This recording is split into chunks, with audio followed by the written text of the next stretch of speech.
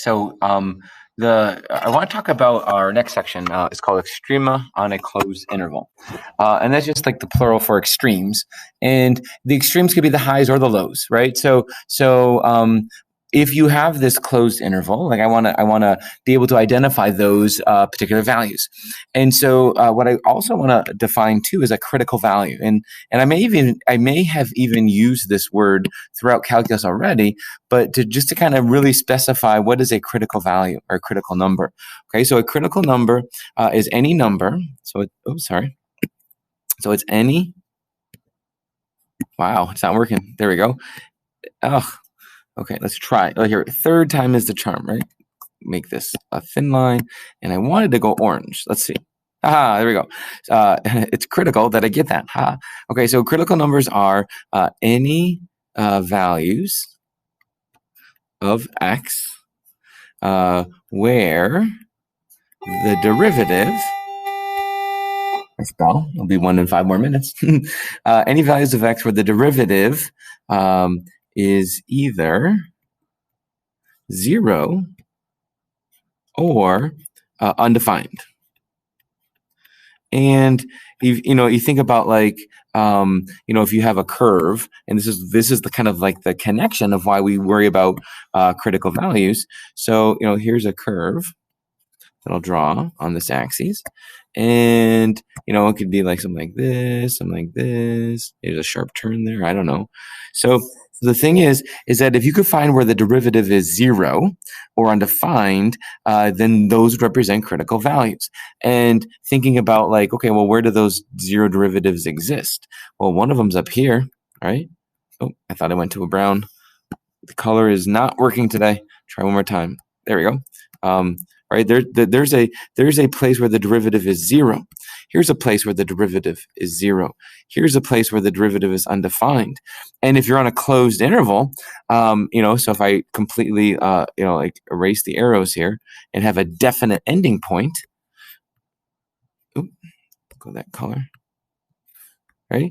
Then those are also critical values as well. And so those critical numbers basically form the potential values where you're going to have these extrema, right? The maximums and the minimums. So because if you have a peak like this, or even a sharp turn peak like that, because your derivative is either 0 or undefined, or it's 0 here, or even like at here, like what if your endpoint extended all the way down here and then stopped, right? And that closed interval. So that's critical because the derivative doesn't exist, right? It's like a teeter-totter.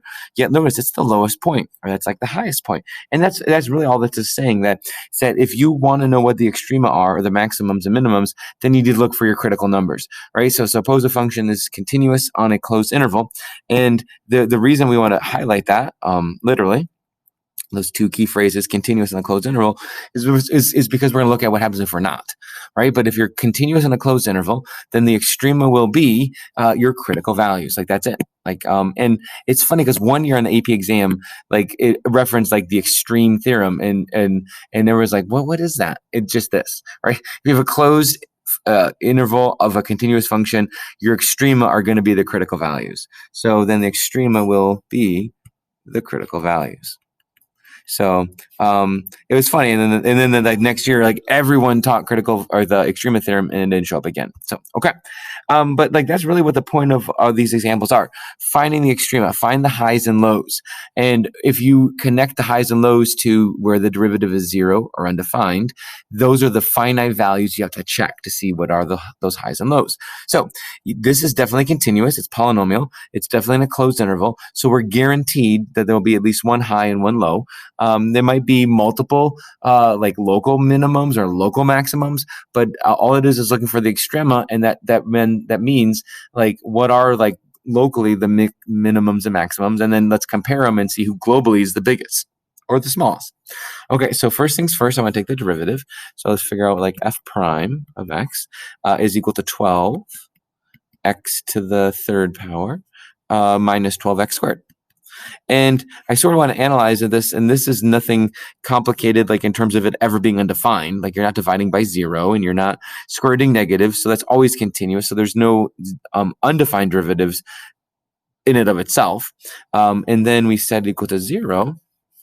I could factor out a 12x squared, and that would be x minus 1. And so then when does that equal 0?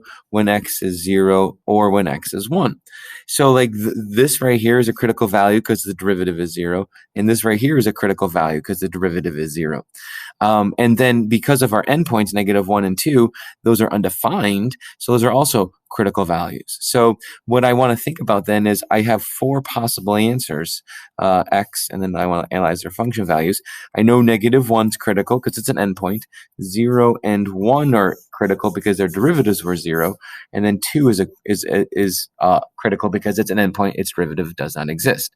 And then let's plug in our values. So, when I plug in -1 to the actual function, that becomes 3 times 1, because that's positive, minus 4 times -1, so that equals 7.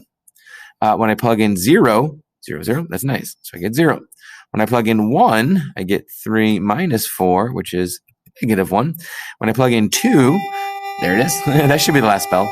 I get 3 times 16 minus 4 times 8.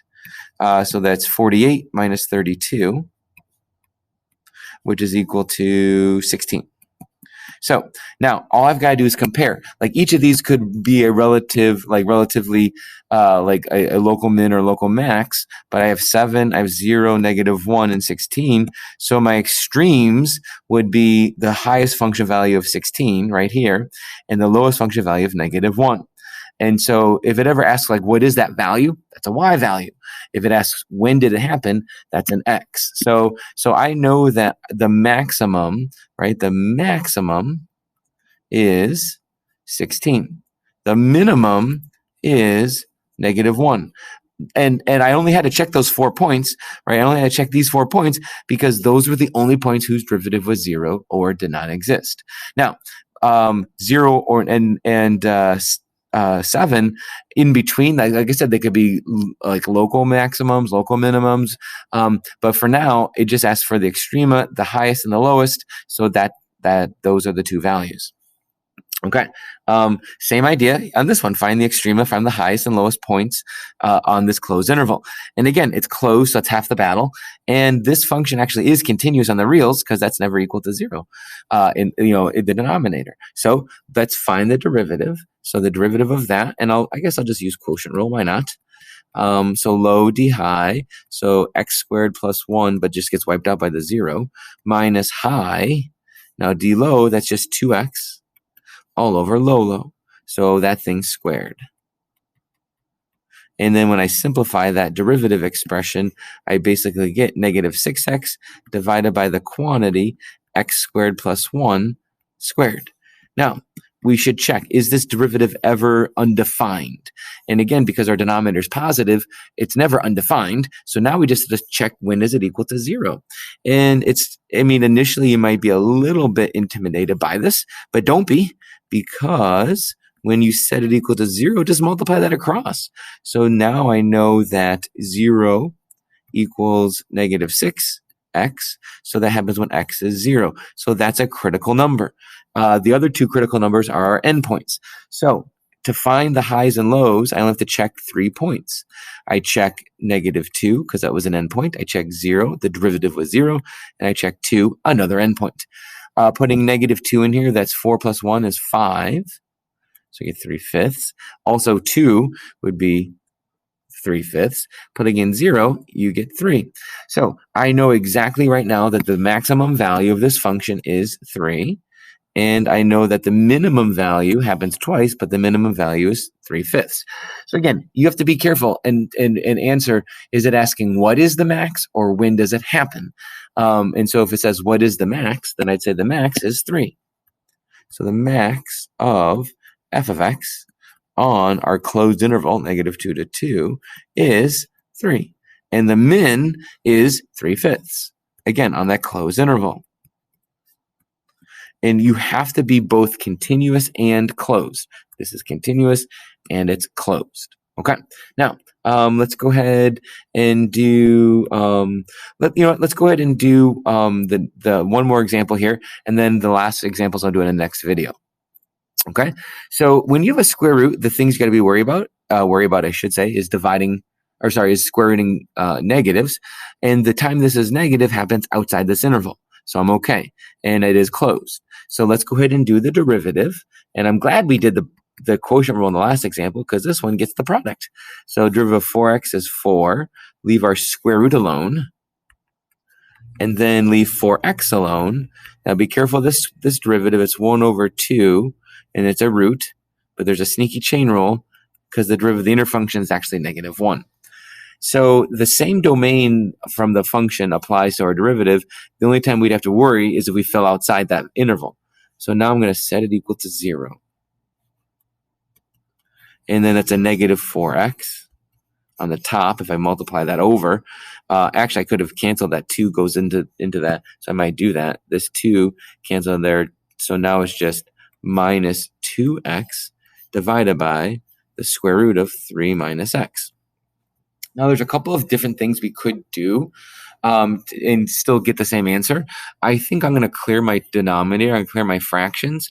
If I multiply both sides of the equation by root 3 minus x, I like that there's a 0 here because that cancels that out. When I multiply here, that's going to take the square and make it a perfect square. And when I multiply here, it'll cancel the denominator. So it's actually sort of a nice thing to do here. Good strategy. So 0 equals 4 times just normal 3 minus x. And then when I do this, that cancels there, minus 2x.